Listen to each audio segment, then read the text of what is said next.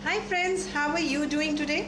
Friends, आज का हमारा टॉपिक पब्लिक स्पीकिंग में जो मैं ले रही हूँ वो है audience analysis. Yes my friends, जब भी हम कहीं बोलने जाते हैं या हमें बोलने का मौका मिलता है, एक बहुत इम्पॉर्टेंट चीज़ है जिस पे हमें काम करना है और वो है ऑडियंस एनालिसिस। ये मत सोचिएगा कि आप स्पीकर हैं ऑलरेडी तो आपको ऑडियंस एनालिसिस करने की ज़रूरत नहीं है। ये मत सोचिएगा कभी भी कि अगर आप बहुत बड़े लेवल के स्पीकर हैं, आप बहुत ही एक इंटरनेशनल लेवल के स्पीकर हैं तब, और इसलिए क्योंकि आप एक अच्छे लेवल के स्पीकर हैं, आपको ऑडियंस एनालिसिस करने की ज़रूरत नहीं है। Absolutely wrong my friends. आपको हर हालत में, चाहे आप अपकमिंग स्पीकर हैं, चाहे आप बडिंग स्पीकर हैं, वेल एस्टैब्लिश्ड स्पीकर ही क्यों ना हो, इसके बावजूद अपनी स्पीकिंग एंगेजमेंट को सक्सेसफुल बनाने के लिए बहुत ज़रूरी है कि आप ऑडियंस को एनालाइज करें कि आपकी ऑडियंस किस तरह की ऑडियंस है। तो आपको क्या लगता है कि हमें ऑडियंस की एनालिसिस करने के लिए किन किन बातों का ध्यान रखना चाहिए? फ्रेंड्स, टाइप कीजिए कमेंट सेक्शन में और मुझे बताइए आपको क्या लगता है कि ऑडियंस को एनालाइज करते हुए किन किन बातों का हमें ध्यान रखना। बहुत सी चीज़ें हैं जिनका हम ध्यान रख सकते हैं। नंबर 1, जैसे कि जहाँ पर भी आप बोलने जा रहे हैं वहाँ पे किस लेवल के लोग आएंगे। बहुत हाईली एजुकेटेड आएंगे, जिन्होंने डॉक्टरेट की हुई है, पीएचडी की हुई है। कौन होंगे कि जहाँ, क्या वो आईआईएम से है, एक्सएलआरआई से है, आईआईटी से है, कहाँ से है, क्या उनका एजुकेशनल क्वालिफिकेशन का लेवल क्या है, क्या वो सिंपल ग्रेजुएट्स हैं। आपको समझना है, बिकॉज आपके जो एग्जाम्पल्स हैं, आपके जो भी पॉइंट्स आप शेयर करेंगे, आपको उनके अकॉर्डिंगली ही शेयर करने हैं, राइट? और उनका बेंट ऑफ माइंड क्या है, वो किस किस तरह की एसोसिएशंस के साथ जुड़े हुए हैं। तो सबसे पहले आपने देखना है कि एजुकेशनल क्वालिफिकेशन लोगों की क्या है, किस तरह के लोग। Sanjay Jain, welcome to my B live session. तो सबसे पहले आपने देखना है उनकी एजुकेशनल क्वालिफिकेशन क्या है, वो किस किस तरह के लोगों के साथ उठते बैठते हैं, उनका मेंटल लेवल क्या है। सेकेंड चीज़ जो आपने ध्यान रखनी है वो ये है, आप जिसके सामने भी स्पीच प्रेजेंट कर रहे हो वो ऑडियंस किस तरह की है। क्या वो सिर्फ मेल्स हैं, या उनमें मेल्स और फीमेल्स दोनों हैं, या फिर सिर्फ वहाँ पर फीमेल्स हैं। तो जेंडर क्या है आपकी ऑडियंस का, आपको उस चीज़ पे बहुत इंपॉर्टेंट चीज़ है जिस पर आपको ध्यान रखना है।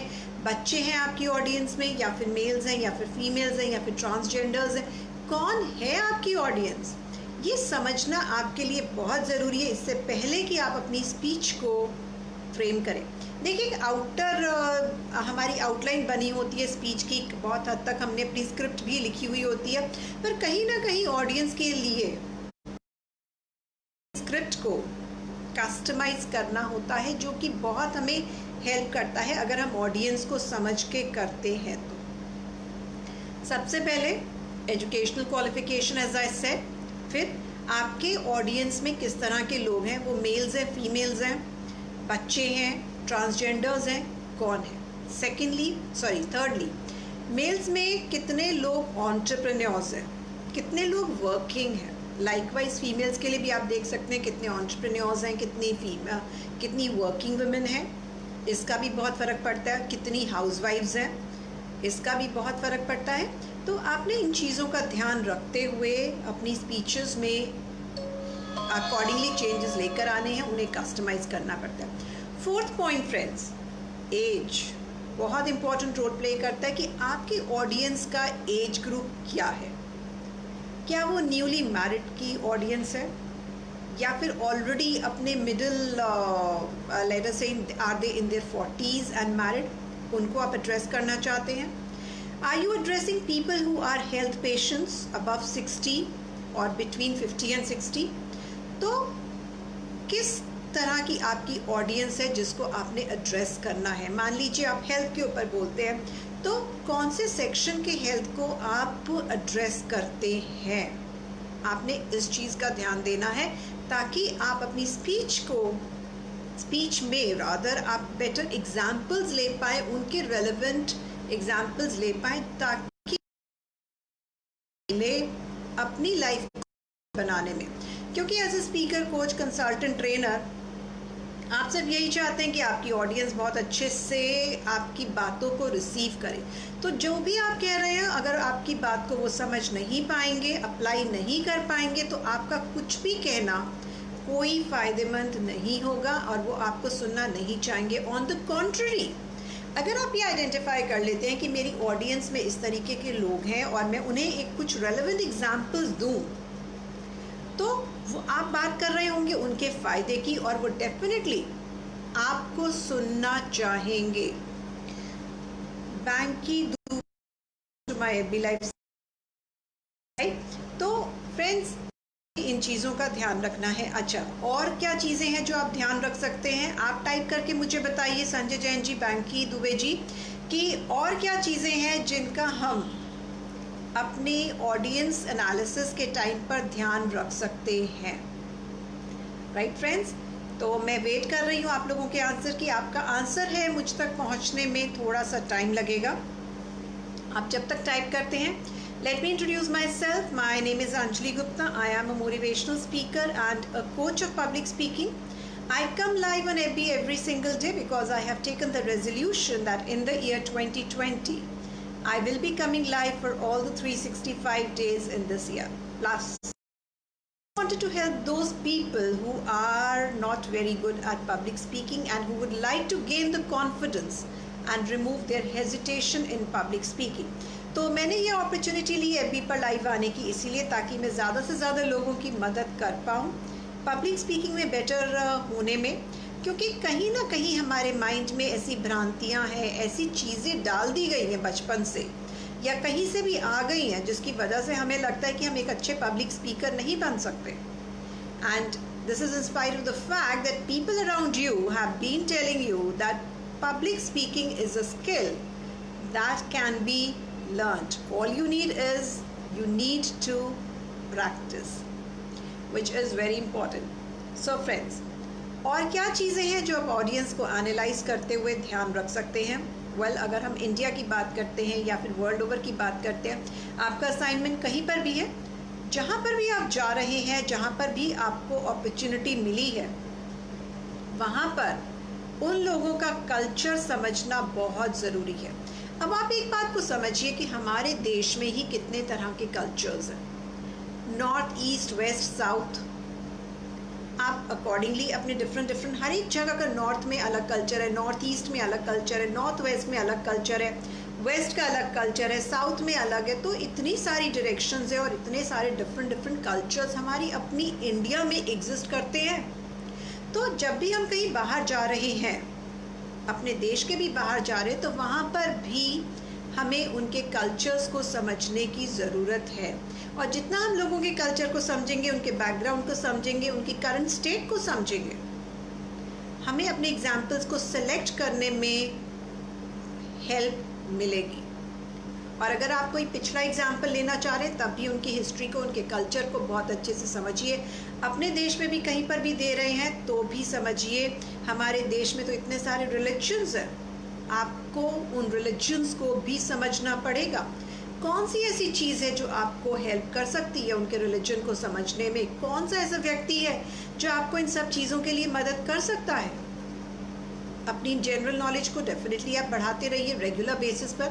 लेकिन अगर कहीं से असाइनमेंट कुछ ऐसा आ गया है और मान लीजिए आपने उसकी पढ़ाई नहीं की है, उसके बारे में कोई स्टडी नहीं की है, आपको आइडेंटिफाई करना पड़ेगा, ढूंढना पड़ेगा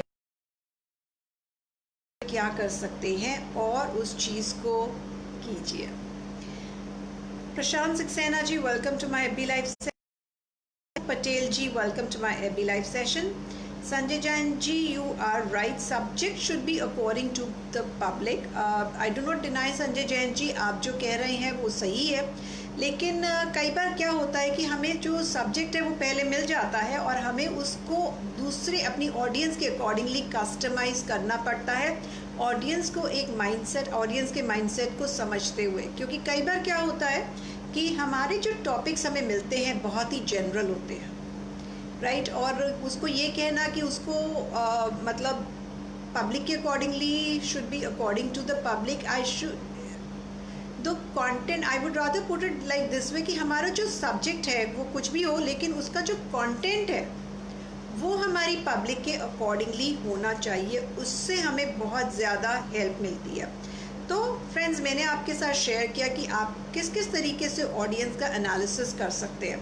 अच्छा, जोग्राफिकल लोकेशन के बेसिस पर मैंने आपको बताया कर सकते हैं, एज के बेसिस पर आप कर सकते हैं, रिलीजन के बेसिस पर कर सकते हैं। अच्छा, वो जिसको आप एक्सप्लेन कर रहे हैं वो कौन से प्रोफेशनल्स हैं, क्या वो प्रोफेशनल्स हैं या एंटरप्रेन्योर्स हैं, डॉक्टर्स हैं, टीचर्स हैं, कोचेस हैं, कंसल्टेंट्स हैं, ट्रेनर्स हैं, राइट, इंजीनियर्स हैं, बैंकर्स हैं, गवर्नमेंट ऑफिसर्स हैं, पुलिस के लोग हैं, हॉस्पिटैलिटी इंडस्ट्री से हैं, हॉस्पिटल से हैं, मेडिकल प्रोफेशन से हैं, तो कहाँ से हैं, इन सब को समझते हुए अगर हम अपने कंटेंट को, जो हमारा सब्जेक्ट है उसके कंटेंट को अगर हम अकॉर्डिंगली चेंज करें और समझें, तब हमें बहुत मदद मिलती है। और अच्छा, उससे हमारी खुद की लर्निंग भी बहुत बढ़ती है, हमें दूसरों के बारे में जानने का मौका मिलता है, समझने का मौका मिलता है। अच्छा, आई एम श्योर अब ये मुझे टाइप करके बताइए इस समय कमेंट सेक्शन में कि आपको क्या लगता है कि ये सारी इंफॉर्मेशन हमें कहाँ से मिलती है।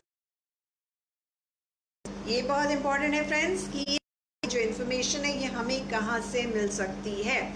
आप कहेंगे अंजलि आपने बता तो दिया हमें सब कुछ, ठीक है, लेकिन हम ये इन्फॉर्मेशन लाएं तो कहाँ से लाएं। वेल फ्रेंड्स, एक बहुत ही इंटरेस्टिंग और बहुत ही सही सोर्स है कि जिसने भी आपको बुलाया है, जो भी ऑर्गेनाइज़र है, आप उनसे बात कर सकते हैं और वो आपको बहुत सही इनपुट्स देंगे। अगर वो कहते हैं कि किसी लाइब्रेरी को आप विज़िट कर लीजिए, ऑनलाइन बहुत सारी लाइब्रेरीज़ हैं, उनके बारे में आपको बता सकते हैं, बहुत सारी और बातें वो आपको बता सकते हैं अपने गांव के बारे में, अपने देश के बारे में, अपनी स्टेट के बारे में, अपनी स्टेट के मिनिस्टर्स के बारे में, जो कि आप अच्छे अच्छे काम जो हुए हैं उनकी स्टेट में, उसके बारे में, ताकि आपको मदद मिल सके कि इस तरीके से हमारी स्टेट ने ग्रो किया, इस तरीके से हमारी कंट्री ने ग्रो किया है। तो एक इन्फॉर्मेशन आपको मिल गई ऑर्गेनाइज़र से। दूसरी इन्फॉर्मेशन, आप ऑनलाइन बहुत सारी चीज़ें, बहुत सारी लाइब्रेरीज अवेलेबल हैं, बट ऑफ कोर्स आप ये ज़रूर देखिएगा कि वो ट्रस्टेबल हो, कौन है जिसने वो लाइब्रेरी बनाई है, ओनर कौन है, कंटेंट कहाँ से आता है, क्या रेफरेंसेस मेंशन है कि नहीं। तो आपको ये देखना पड़ेगा कि इंटरनेट और बुक्स, यस डेफिनेटली आप देख सकते हैं संजय जैन जी, लेकिन इंटरनेट पर भी हर इंफॉर्मेशन सही नहीं होती है। तो आपको वो वाली वेबसाइट्स चूज़ करनी है जहाँ पर आपको लगता हो या फिर आपको पक्का पता है कि यहाँ से जो मुझे इन्फॉर्मेशन मिलेगी वो एकदम सही इन्फॉर्मेशन होगी। फॉर एग्जांपल, गवर्नमेंट की वेबसाइट्स, जो अच्छी अच्छी वर्ल्ड लेवल ऑर्गेनाइजेशंस है, वहाँ की अगर वेबसाइट्स को आप चूज़ करते हैं, वहाँ से इन्फॉर्मेशन लेते हैं, वहाँ से डेटा लेते हैं, तो आपको एक अपडेटेड इन्फॉर्मेशन मिल जाती है। बुक्स से भी आप ले सकते हैं, लेकिन आपको बुक्स में ध्यान इस बात का रखना पड़ेगा कि वो बुक्स कब लिखी गई थी फर्स्ट टाइम, क्या उसके रेगुलरली अपडेटेड वर्जन्स आए हैं बुक्स के, राइट, या फिर एक पुरानी इन्फॉर्मेशन आप सामने लेकर आते रहे हैं, ला रहे हैं, वो कोई भी एक्सेप्ट नहीं करेगा। क्योंकि आप अगर मान लीजिए कोई बुक से कोई इन्फॉर्मेशन लेते हैं और वो लेकर आप सामने लाते हैं सबके, तो लोग वहाँ पे जो ऑडियंस में बैठे हैं वो आपके सामने एक अपडेटेड इन्फॉर्मेशन प्रेजेंट कर देंगे जिसके बारे में आपको नहीं पता। तो सिर्फ ये सोचना कि हमें यहाँ से इन्फॉर्मेशन मिल जाए, ठीक है, आप इन्फॉर्मेशन कहीं से भी ले लीजिए, लेकिन एक और चीज़ का ध्यान रखिए कि वो इन्फॉर्मेशन जो आप शेयर कर रहे हैं लोगों के साथ, वो अपडेटेड इन्फॉर्मेशन हो, तभी आपकी क्रेडिबिलिटी बनेगी लोगों के बीच में। और अगर आपकी वो इन्फॉर्मेशन अपडेटेड नहीं होगी, लोग आपको बिलीव नहीं करेंगे, क्योंकि ऑडियंस में कोई ना कोई खड़ा हो जाएगा और आपको बोलेगा जी ये इन्फॉर्मेशन तो पुरानी है जो आप शेयर कर रहे हैं। और डेफिनेटली हम नहीं चाहेंगे कि कभी ऐसा हो कि हमारी इन्फॉर्मेशन पुरानी कही जाए, हमारी अपनी क्रेडिबिलिटी लूज़ हो जाती है। तो ये होती है छोटी छोटी बातें, लेकिन अपनी स्पीच को प्रिपेयर करने से पहले आपका ये फ़र्ज़ बनता है कि आप इंश्योर करें कि आप लोगों को वैल्यू दे रही हैं। They should look up to you as an example.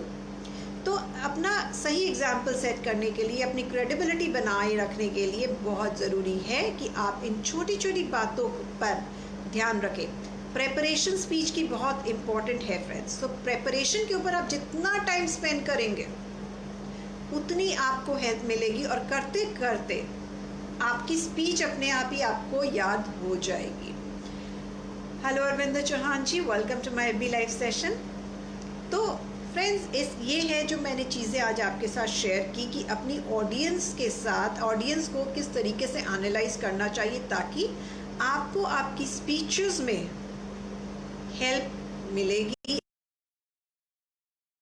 सबके सामने प्रेजेंट कर पाएंगे। एंड लोग ऑफ कोर्स इंफॉर्मेशन को करते हैं और उनके अकॉर्डिंगली जब होगा सोचने का मौका भी आपको मिलेगा। ये चीज़ें हैं फ्रेंड्स जो बहुत इंपॉर्टेंट है। आपके अगर कुछ भी क्वेश्चंस हो फ्रेंड्स, तो इस समय आप टाइप कर सकते हैं कमेंट सेक्शन में। I will be more than happy to answer your questions. Friends, मैं अपने आप को एक बार फिर से इंट्रोड्यूस कर देती हूँ। आप लोगों में से जिन लोगों ने भी मुझे फर्स्ट टाइम ज्वाइन किया है, मेरा नाम अंजलि गुप्ता है। मैं एक मोटिवेशनल स्पीकर हूँ और कोच हूँ पब्लिक स्पीकिंग की। मैं हर रोज़ एफबी पर लाइव आती हूँ because I have taken this resolution that I will be coming live on FB for all the 365 days in this year. Reason for this was, one, I wanted to do something different. Secondly, I wanted to reach out to you guys, all those who do not have good communication skills or good public speaking skills. और मैं कहीं ना कहीं अपने video के through आप सब you to share this with your friends, with your relatives, with anyone whom you know, so that because you never know कि वो कौन सी परेशानी से जूझ रहे हैं पब्लिक स्पीकिंग को लेकर, और मेरा वीडियो शायद कहीं ना कहीं उनकी मदद कर दे। फ्रेंड्स, अपने क्वेश्चंस आप फेसबुक में भी टाइप करके शेयर कर सकते हैं मेरे वीडियो के नीचे, because my video is going to be there on Facebook, it is going to be there on YouTube. तो कमेंट सेक्शन में भी आप अपने क्वेश्चंस टाइप कर सकते हैं, और इस समय मुझे नहीं लगता कि आपके कुछ और क्वेश्चंस हैं। I would now like to take your leave. This is Anjali Gupta signing off till we meet again tomorrow, the same time, 5 p.m. Do join me for your new learning, the next learning in public speaking. Bye bye. See you.